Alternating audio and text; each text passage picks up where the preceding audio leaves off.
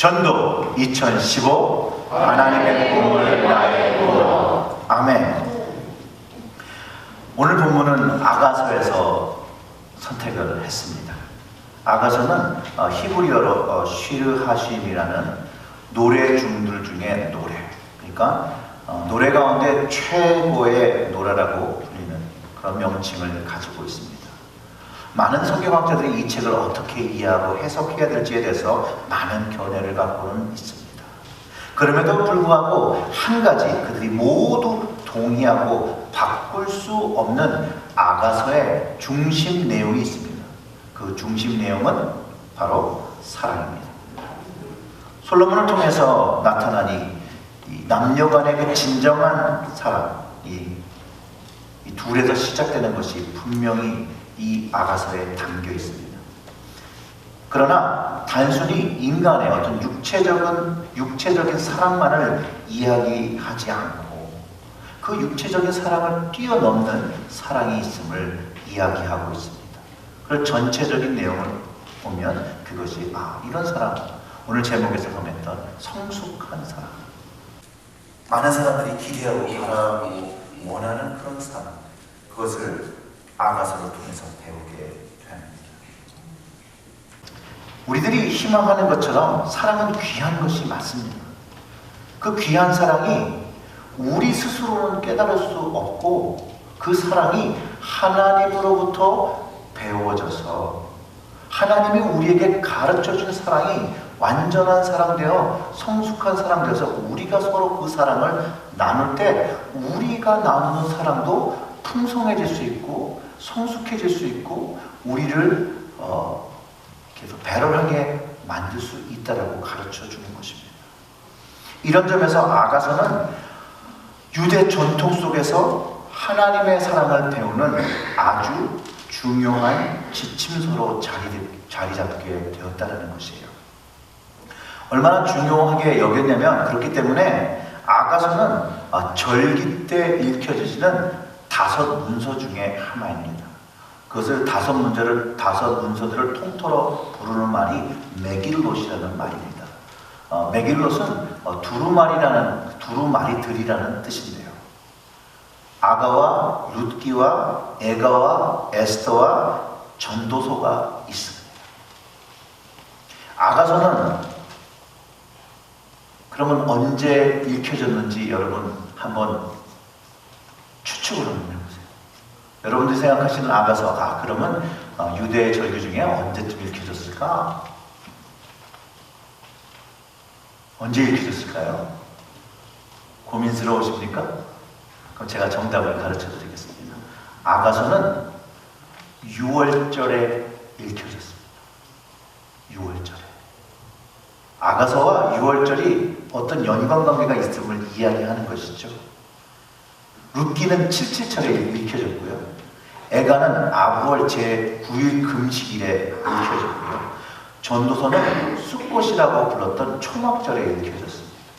그리고 에스더를 읽어다 보면 불임절이라고 나오고 그때 읽으라고 성경에 기록되어져 있습니다. 그리고 오늘날까지 유대 가족들이 6월절에 아가서의 내용을 인용하면서 이스라엘 백성을 구원하신 하나님, 그 출애굽 사건을 통하여 깨닫게 된 하나님을 기억하고 기념하고 있다는 것입니다. 그런데요, 아가서는 출애굽 뒤에 한참 뒤에 쓰여진 것이라는 거예요. 그런데 어느 시점에 6월절에 이것을 읽는 전통이 생겼다는 것이에요. 이렇게 된 거죠. 아무튼 출애굽이 다 되고 사람들이 출애굽을 기억하는데 솔로몬이 아가서를 썼단 말이에요. 그 후 어느 정점에 그 시점을 부탁해서 유대인들이 이것이 6월절에 읽혀졌으면 좋겠다라는 생각을 하고 그 유대의 지도자들이 판단하고 어느 순간부터 읽기 시작했고 그것이 계속해서 전승되어졌다는 것이죠. 도대체 이 두 권의 책에 어떤 연관성이 있기에 아가서와 6월절에 연결하고 있는 것이 무엇인지 뭔가 있으니까 그랬다는 거죠. 그런 것들을 오늘 말씀을 통해서 우리가 찾아볼 수 있다는 것이에요. 분명히 두 본문은 공통점을 가지고 있다는 거예요. 그리고 이 오늘의 아가서의 이 이야기를 묵상하면 왜 유대인들이 아가서를 6월절에 가족들과 함께 읽는 책으로 정한지를 조금 이해할 수 있게 됩니다. 사실상 교회도 어떤 것을 기념하기 위해서 절기를 만들고요. 그 절기에 그 맞는 성경을 읽고 묵상한다는 것이죠. 그것이 바로 교회력입니다. 대강절과 크리스마스, 주님이 오신 걸 기억하는 거죠. 사순절과 부활절, 현현절 모두 예수님의 고난과 승리, 부활을 기념하고, 오순절은 성령 강림하신 것을 기념하고 그때의 일을 기억하고 그것을 계속해서 가르쳐 나가려고 하는 똑같은 의도와 같이 유대인들 역시도 그 절기를 통해서 그들의 후손과 그들을 스스로를 배우게 하고 지키게 하고 고소하게 하고 또 그 후손들이 더욱더 이것을 따라갈 수 있도록 교육적인 목적으로도 사용하고 있다는 것을 우리가 알 수 있습니다. 아가서는 남녀 간의 뜨거운 사랑을 노래한 책입니다. 근데 이 남녀 간의 뜨거운 사랑으로 유대인들은 여호와 하나님의 사랑과 은혜를 가르치고 기억시켰다는 것이에요. 특별히 6월절에 하나님의 그 사건을 기억하는 것으로 이 아가서를 낭독한 것을 기억해 본다면 유대인들은 6월절이 단순히 구원의 하나님의 그 감사를 하고 있는 것을 뛰어넘었다는 거예요. 뛰어넘어서 하나님의 사랑을 경험한 사건으로 받아들이고 그 사랑이 그들이 무언가 디저브해서 내가 마땅히 받을 것을 받은 것이 아니라 전적으로 하나님의 은혜로 베풀어졌다는 그 은혜인 것을 고백하는 시간으로 이 아가서를 고백하고 있다는 것이에요. 그리고 그 하나님의 사랑과 은혜가 너무 좋은 것이기 때문에 자신들의 자녀들이 경험하기를 원하고 또 이것을 계속 지키며 살기를 원해서 솔로몬의 이 아가서를 가족들과 함께 읽었다는 것이에요. 여기서 제가 좀 힌트를 얻어서 우리 믿는 자들의 가정도 이런 절기에 가족들과 함께 모여서 성경을 함께 읽는 것이 참 좋겠다는 생각을 좀 했습니다. 그러면서 이번 오는 추수감사절에 저도 우리 가족들과 함께 성경을 좀 읽어보야겠다고 생각하고 하나님을 감사하는 삶을 나누기 위해서 어떤 말씀이 좋을까라고 생각하다가 시편 136편의 말씀이 생각났습니다. 그리고 그것을 낭독해야겠다는 생각을 했는데 그 이유가 뭐냐면 이 시편은 136편은 감사하라는 말씀이 26번 나옵니다.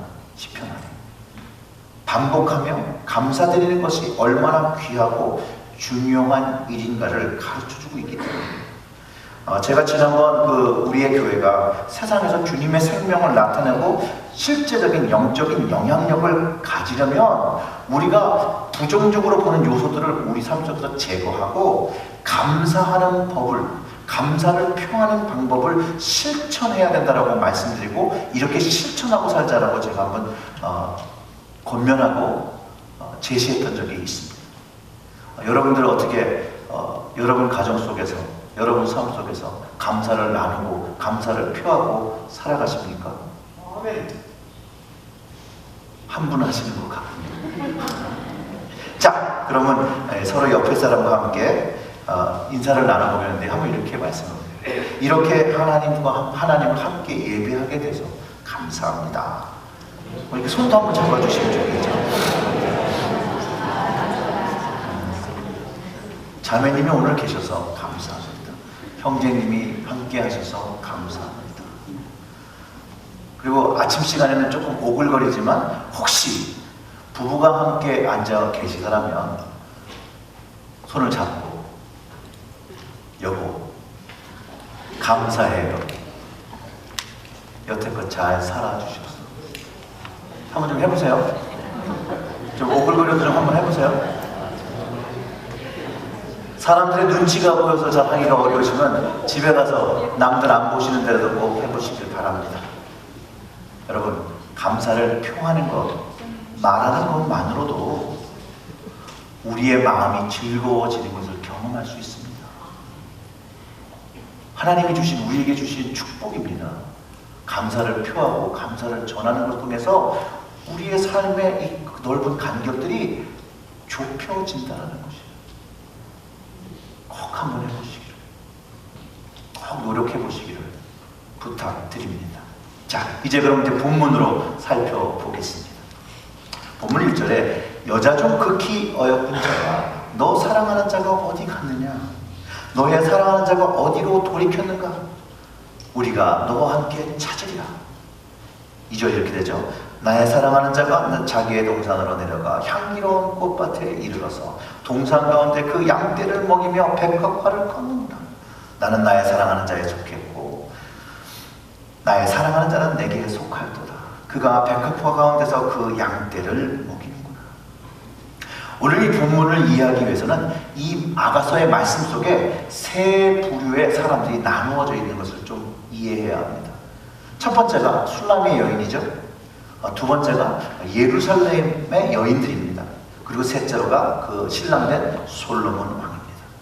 또한 오늘 이 이야기가, 이 본문이 시작하기 전에 일어났던 상황을 조금은 이해해야 오늘의 상황이 이해되어집니다.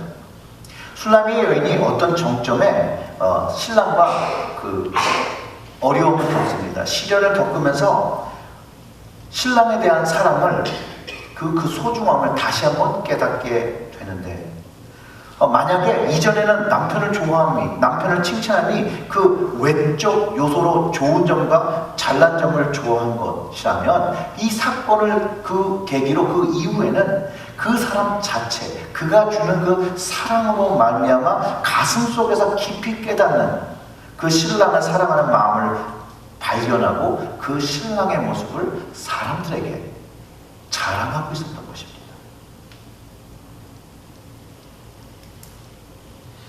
그 간증을 들은 이 예루살렘 여인들이 듣기만 해도 궁금하고 만나보고 싶은 그 신랑을, 야, 그럼 그 신랑이 어딨냐? 한번 보고 싶다. 야, 내가 같이 가서 찾아줄게. 그렇게 말하는 것이 1절이라는 것이.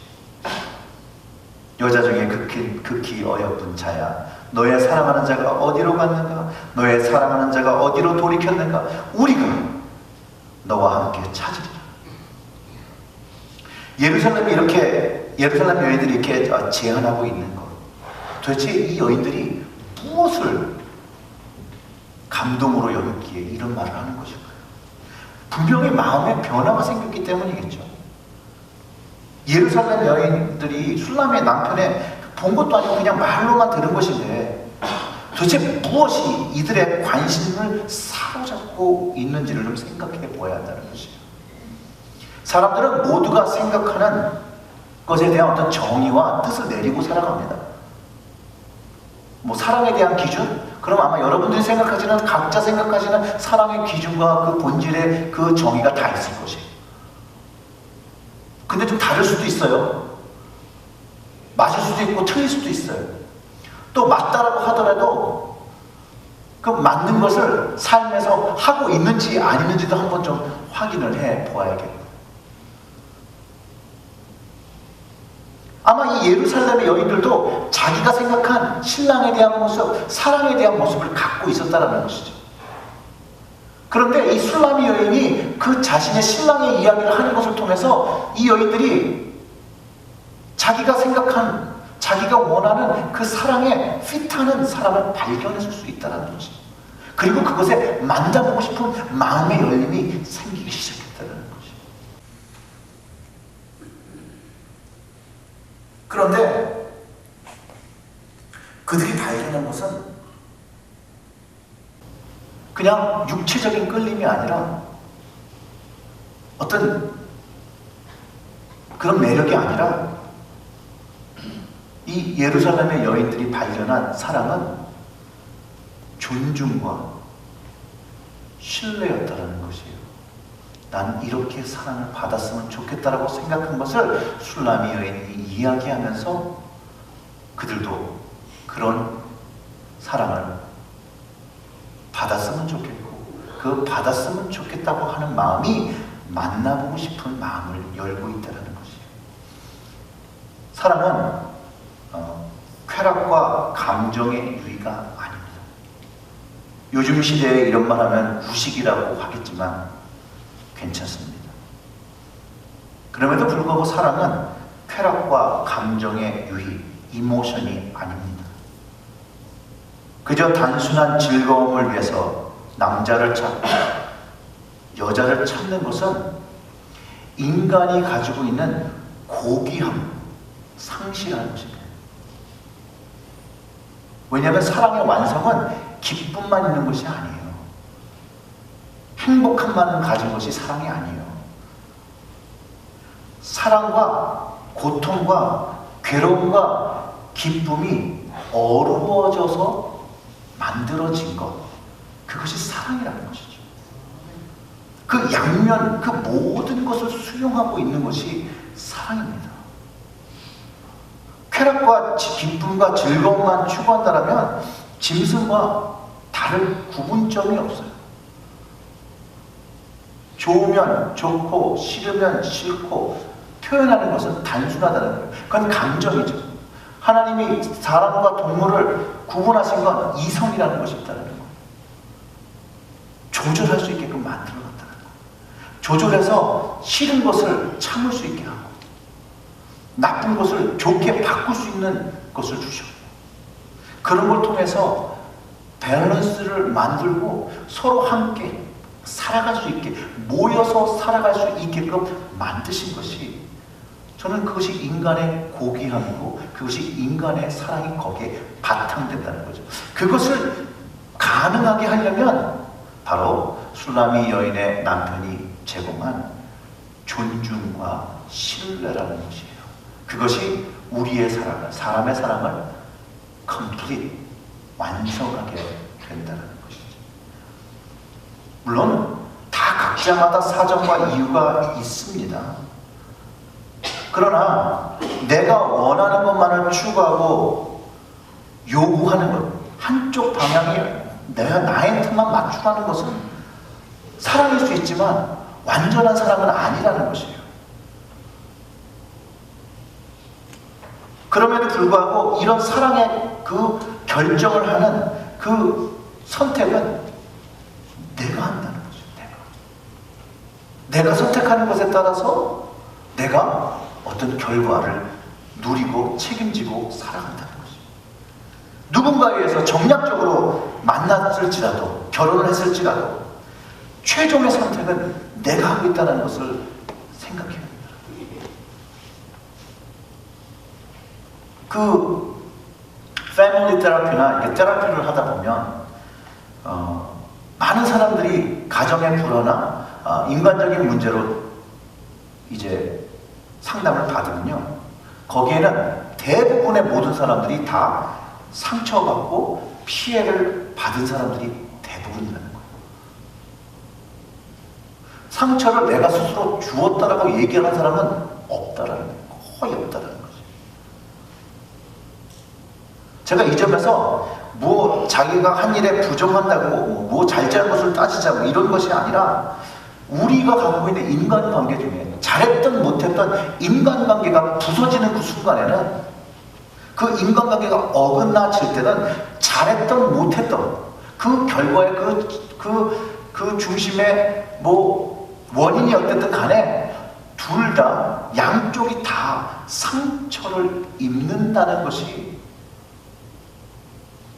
인간으로서 반응하는 자연적인 반응이라는 것이에요.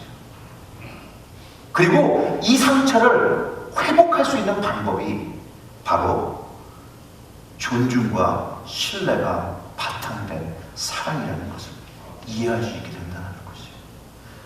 아가서가 이것을 가르쳐 주는 것이에요. 아가서. 우리가 살아가는 현실 속에 본질적인 사랑의 의미가 세상을 쫓아가면서 바뀌어져 버렸습니다. 세상을 쫓다 보니까 나에게 관심을 두게 하고요, 나의 좋은 곳을 찾게 하고요, 내 마음에 드는 것들을 추구하게 만들어, 이기적으로 만들어. 보통 많은 사람들은요, 이기심을 쫓으며 스스로를 위험 속으로 들어가게 하고 고통 속으로 들어가고 그것을 통해서 괴로워한다는 것이에요. 이 부분이 술람이 여인이 시련을 통해서 경험했다는 것이에요. 그렇다고 해서 이게 술람이 여인과 솔로몬의 이야기니까 남자와 여자 뭐 이래가지고 여자에만 요구하는 그런 내용이 아니에요. 이것은 남자든 여자든 자신의 배우자와 자기와 관계를 맺고 살아가는 사람들에게 자신의 육신적인 욕망과 그 요구를 제어하지 못하고 조절하지 못하고 서로 배우자든 그게 어떤 관계성을 갖고 있는 사람들과 싸우고 상처받고 모욕당하며 생각하면서 고통받는다는 것입니다. 우리는 실제로 삶 속에서 조그만 것을 가지고도 상처받고 고통받습니다. 그러나 이 술람의 여인은 이 고통 속에서, 이 갈등의 문제 속에서 자신의 참된 사랑을 발견하고 회복하게 된다는 것이죠. 그리고 그 회복된 사랑을 가지고 그 사랑을 나누니까 그걸 듣는 사람이, 그 예루살렘의 여인들이 이제 관심을 가지고 알고 싶어하는 마음으로 마음이 열렸다는 것이에요. 술라미가 자기의 남편 사랑하는 이야기를 합니다. 간증을 할 때 다른 사람들이 마음을 열었다고 했죠. 그 만난 남편을 만나보고자 하는 그 마음을 일으킨 것. 여기서 우리가 한번 생각해 봐야 될 것이 있다는 것이에요. 여러분들이 다 하나님을 사랑한다고 고백하고 예수님을 사랑한다고 고백하는데 우리가 그 사랑 되신 예수님을 다른 사람들에게 나눌 때 다른 사람들의 마음이 열려야 하고 주님을 알고자 하는 마음이 열려지고 있음을 우리가 기억하고 우리는 복음을 위해서 우리의 사랑 되신 신랑 되신 주님을 끊임없이 이야기해야 된다는 것을 기억해야 된다는 사실입니다. 사랑하는 성도 여러분, 예수님께서 여러분의 신랑 되심을 고백하십니까? 그 신랑 되신 예수님을 여러분 가정의 주인으로 받아들이시고 그분의 말씀에 순종하십니까? 아니면 술라미 여인처럼 잠자리에 이미 들었기 때문에 귀찮아서 그 문을 열어주지 않아 주님을 문 밖에 세워두고 그냥 서서 있거나 돌아가게 하시고 계십니까? 이것이 그건 계시록에서 하는 말씀이죠. 계시록에 예수님이 이렇게 말씀하십니다. 내가 문 밖에 서서 두드리노니 누구든지 내 음성을 듣고 문을 열면 내가 그에게로 들어가 그로 더불어 먹고 그는 나로 더불어 먹으리라. 주님은 존중하시는 거예요.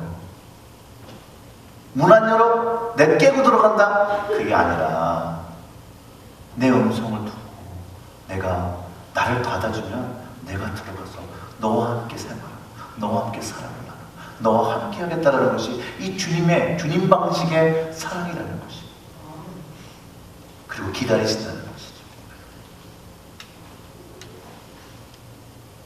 그런데 여러분, 혹시 여러분의 삶의 주인이 아직도 주님이 아니라 여러분이시라고 생각이 드시면 예수님은 오늘도 문 밖에서 술라미를 부르시듯 우리를 부르고 계시다는 것입니다.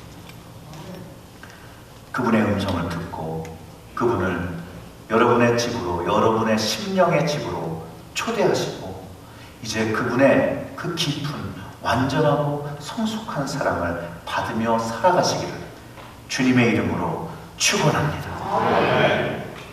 주님을 만나고 또 자기를 사랑하는 배우자의 참된 사랑을 알게 되면 우리는 성숙한 사랑이 된다는 거예요. 이 성숙한 사랑이 한 단계 성장한 아주 멋진 사랑이 되어지는데 이렇게 생각해 보세요. 풋풋한 사랑에서 성숙한 사랑으로 되어지면 과일이 잘 안 익은 그 과일에서 과일의 맛이 들어서 그 당도가 달달해지듯이 우리의 사랑도 풋사랑에서 익어가면 주님의 그 달달한 성숙한 잘 익은 사랑이 우리 안에서 익어진다는 거예요. 여러분들 과일을 사시러 샤프라이트나 이런 데 가시면 이렇게 그 과일 코너 이렇게 쓱 지나가다 보면 과일이 잘 익었을 때는 과일의 그 단내가 여러분들의 코를 붙잡습니다. 그렇죠. 그런 것처럼 우리의 그 주님과의 사랑이 깊어지고 달달해지고 성숙해지면 성경은 이렇게 표현합니다. 그리스도의 향기가 우리를 통하여 난다라고, 생명의 냄새가 난다라고 성경이 얘기하고 있다라는 것이에요. 그 잘 익은 사랑으로 변해져 갈 때 우리의 삶 속에서 은혜의 냄새가, 사랑의 냄새가 풍성하게 되는 것을 여러분 깨달으시고 주님과 함께 깊은 사랑 나누시기를 주님의 이름으로 축원합니다. 그리고 이제 그 2절을 보면 술람의 여인이 이렇게 고백하죠. 나의 사랑하는 자가 자기 동산으로 내려가 향기로운 꽃밭에 이르러서 동산 가운데서 그 양떼를 먹이는구나 라고 고백한다라는 것이에요. 사람들이 너의 신랑이 어디 있는지 찾으러 가자, 내가 찾아줄게 라고 하니까 노노노, 나는 내 신랑이 어디 있는지 알아 라고 얘기하는 것이에요. 그의 사랑하는 이가 현재 어디서 무엇을 하고 있는지를 알고 있다는 것. 성숙한 사랑을 나누는 사람은 자신의 배우자가 어디서 무엇을 하고 있는지를 알고 있다는 것이에요. 다른 이의 도움 없이 자기의 사랑을 찾을 수 있는 사람이라는 거죠. 성숙해서 풍성한 사랑을 나누는 배우자들이 서로가 어디서 도대체 뭘 하고 있는지 모른다면 이분들이 정말 성숙한 사랑을 나누는 것이라고 한번 질문해 보아야 합니다. 여러분 맞습니까? 자기들의 배우자가 어디서 뭔 일을 하고 있는지 모른다라면, 또는 관심조차 없다라면 풍성한 사랑을 나누는 커플이라고 말할 수 없다는 것이에요. 여러분 동의하십니까? 자, 그러면 이제 질문 들어가겠습니다. 여러분이 다 예수님을 사랑하신다라고 말씀하시는데, 그리고 그 예수님의 사랑을 받았다라고 말씀하시는데, 자, 그렇다면 여러분의 사랑 되신 예수님은 지금 어디에 계십니까?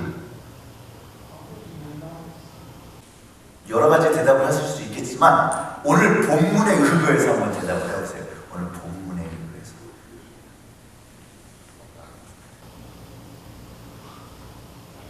오늘 본문에 답이 있는데,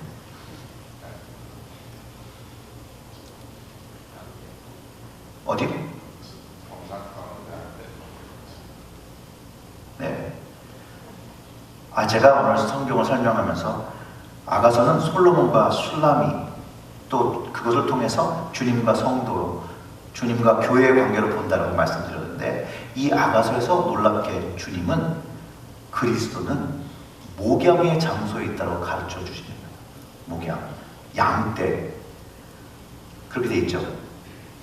그분은 양떼를 먹이고 계신다는 거예요. 요한복음을 통해서 예수님은 자신을 선한 목자라고 말씀하시고 자신의 양들을 위하여 목숨을 버리신다라고 말씀하시고, 실제로 양들을 위하여 자기의 생명을 주셨던 분이기도 하시고, 예수님께서, 하나님 아버지께서 예수님을 정말 사랑하는 이유가 요한복음에서 뭐라고 말씀하고 계시냐면 생명을 얻기 위해서 생명을 버린 것이라고 가르쳐주고 있습니다. 오늘 본문에서 성도된 술람이, 교회된 술람이 자신의 신랑이 어디서 무엇을 하고 있는지 알고 있던 배우자라는 것이에요. 물론 성경에는 그렇게 기록되어 있지 않지만 자신의 신랑이 양떼를 치고 있는 것을 안다라면, 그리고 그와 함께 성숙한 사랑을 나누는 사람이라면 그를 위하여 조금이라도 돕기 위하여 물이라도 한 잔 들고 나갈 것이 아니며 식사라도 준비하지 않을 것이며 무엇인가 하기 위하여, 도움이 되기 위하여 무언가를 하려고 하지 않겠냐는 것이 제 질문이라는 거예요. 이런 측면으로 우리가 주님을 사랑한다고 고백하면서 지금 현재 주님이 하시는 이 양떼를 먹이시고 또 잃어버린 양떼를 찾고 계신 것을 안다라면, 교회된 우리는, 신부된 우리는 최소한의 무엇인가를 해야 된다는 것이.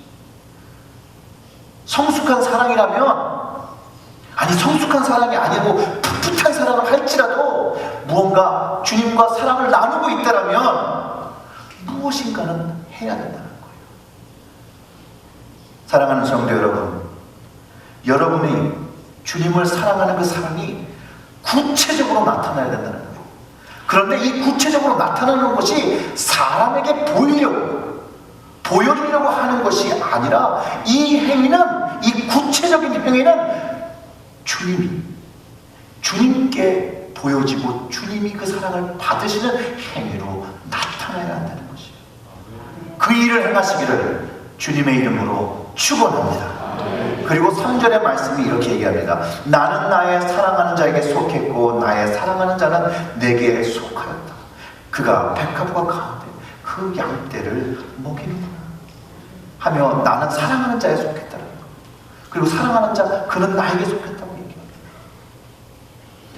뭐 우리가 이렇게 생각할 수 있죠. 예수님한테 내가 속했다라고 얘기할 수 있는데, 예수님이 나에게 속했다? 이렇게 말하기가 좀 불편하십니까? 그렇지 않다는 것이죠. 사랑하는 자에게 자신이 속했고 그를 신뢰하는 것을 표현하고 있고 그가 하는 일을 그대로 믿고 기다린다는 것이, 그 기다리는 그 확고한 믿음을 표현하고 있다는 것이.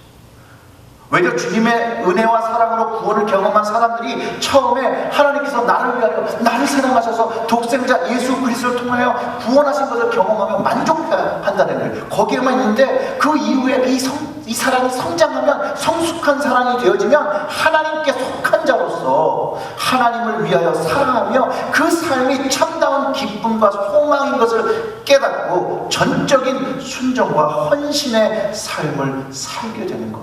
술라미의 그 고백과 그 삶으로 우리가 엿볼 수 있다는 것이에요.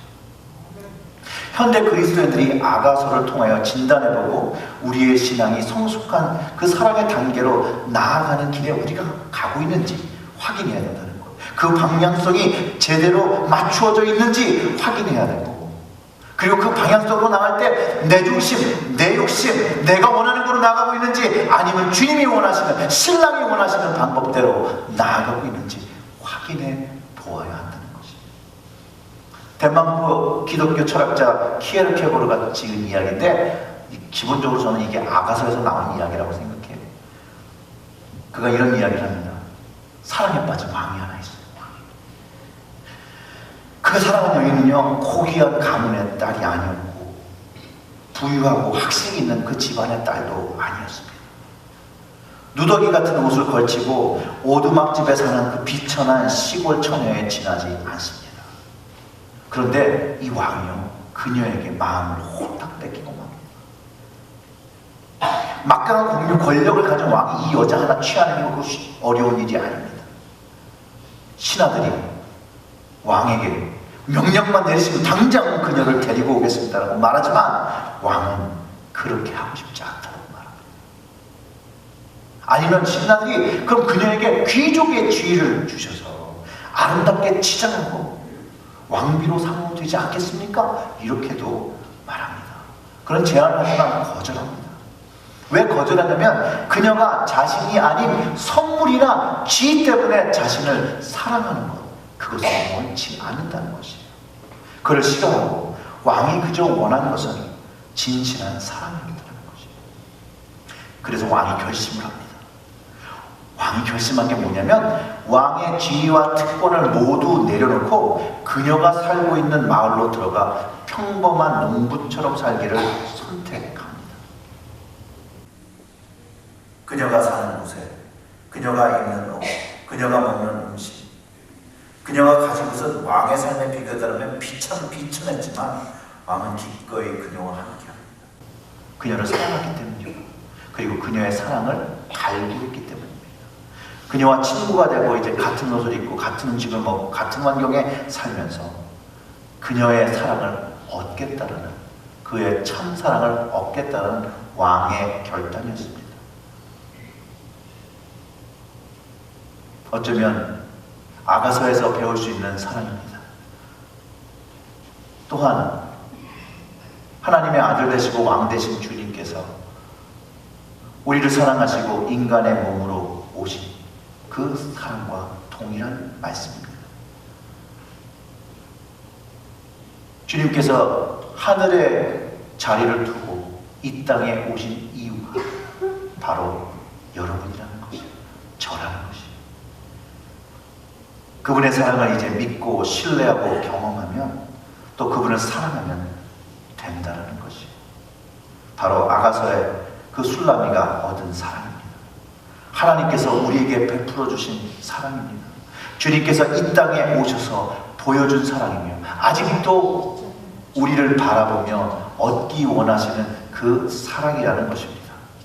사랑하는 성도 여러분, 오늘 여러분의 입술로 슐라미 여인의 고백처럼 나는 나의 사랑하는 자에 속하였고 나는 사랑하는 자 내게 속하였다라고 고백하실 수 있으십니까? 그러면 이 시간에는 잠깐 눈을 감고 기도를 하겠습니다. 눈을 감고 먼저 마음으로 저를 따라 고백해 보시기를 바랍니다. 첫 번째는 그냥 마음으로 할 거예요. 주님, 요한복음 15장 20절의 말씀을 기억합니다. 그날에 내가 아버지 안에, 너희가 내 안에, 내가 너희 안에 있다는 것을 너희가 알리라고 가르쳐 주셨는데, 오늘 그 말씀을 깨닫고 이제 주님이 우리에게 속했고 우리가 주님께 속한 것을 고백합니다. 하나님, 나는 예수 그리스도에게 속하였고 주님은 저에게 속하였습니다.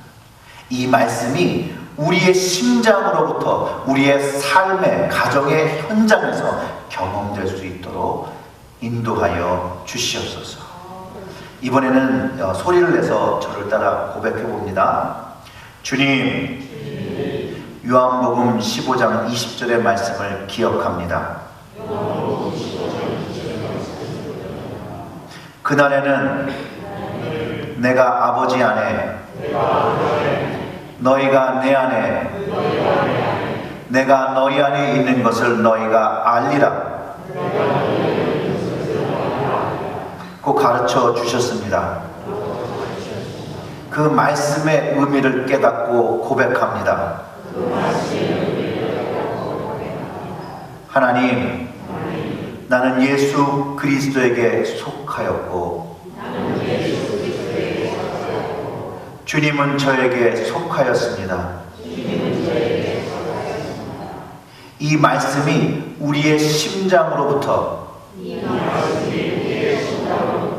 삶의 현장에서 성숙한 사랑으로 경험되게 하여 주시옵소서. 예수님의 이름으로 기도드렸습니다.